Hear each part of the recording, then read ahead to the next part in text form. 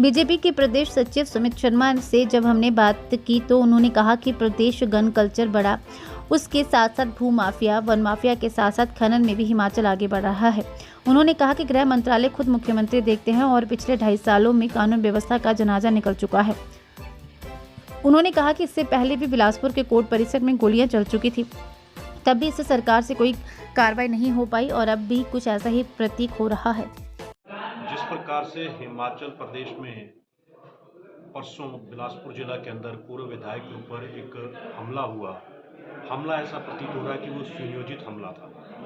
ये कहीं ना कहीं अब जो आज समाचार पत्रों में छन करके आ रहा है कि बाहर से कुछ लोग आए थे, मायने ये हुआ कि हिमाचल प्रदेश के अंदर अन्य राज्यों से आए हुए गन कल्चर को बढ़ावा देने वाले लोग हिमाचल प्रदेश की सीमा में प्रवेश कर गए। तो पुलिस का जो कानून व्यवस्था का जो सिस्टम है वो पूरी तरह मुझे लगता है ध्वस्त हो चुका है। और ये आज का नहीं है, जब से ये प्रदेश के अंदर कांग्रेस की सरकार बनी है, निरंतर आए दिन लगातार कहीं ना कहीं पे गन माफिया, भू माफिया, खनन माफिया और यहाँ तक कि लूट मार डकैती, रेप, हत्याएं, ऐसे बहुत सारी घटनाएं इस प्रदेश के अंदर हो रही हैं। खनन माफिया को रोकने के लिए अधिकारी जाते हैं तो उनके दांत टूट जाते हैं। यदि कोई सामान्य आम जनप्रतिनिधि उनको रोकने का प्रयास करता है तो उनको ऊपर ट्रैक्टर चढ़ाने का काम होता है। और कहीं ना कहीं यदि कोई अधिकारी अपनी जिम्मेदारी को ठीक ढंग से निभाता है तो उसके ऊपर सुनियोजित ढंग से ऐसे ही गन कल्चर को बढ़ावा देने वाले लोग उनके ऊपर हमला करते हैं। ये कहीं ना कहीं सरकार की पूर्ण रूप से नाकामी है और पूर्ण रूप से कानून व्यवस्था का फेलियर है। आदरणीय मुख्यमंत्री जी के पास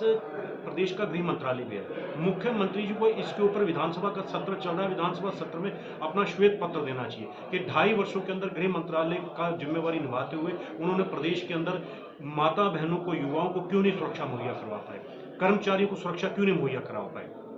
आज तो हमारे जिला ऊना के अंदर ये स्थिति आ गई, रंगदारी के मामले बढ़ रहे हैं।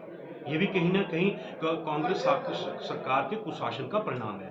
तो मैं मूल रूप से मानता हूं कि प्रदेश के मुख्यमंत्री जिनके पास गृह मंत्रालय, उनकी नैतिक जिम्मेदारी है कि यदि आप उनकी पार्टी के पूर्व विधायक सुरक्षित नहीं है तो कांग्रेस के अंदर जो आपसी कला और खींचातान चल रही है उसी का परिणाम है। और उसके परिणाम स्वरूप उनके जनप्रतिनिधि सुरक्षित नहीं है, पूर्व जनप्रतिनिधि सुरक्षित नहीं है और आम जनमानस की चिंता किसी भी सूरत हाल में प्रदेश के मुख्यमंत्री गृह मंत्री के रूप में नहीं कर रहे। अगर बात की जाए इसी मामले को लेकर जो है बम्बर ठाकुर का भी एक बयान है जिसमें उन्होंने आरोप लगाया कि कुछ बीजेपी के नेता इस घटनाक्रम में शामिल है, उसको लेकर क्या था?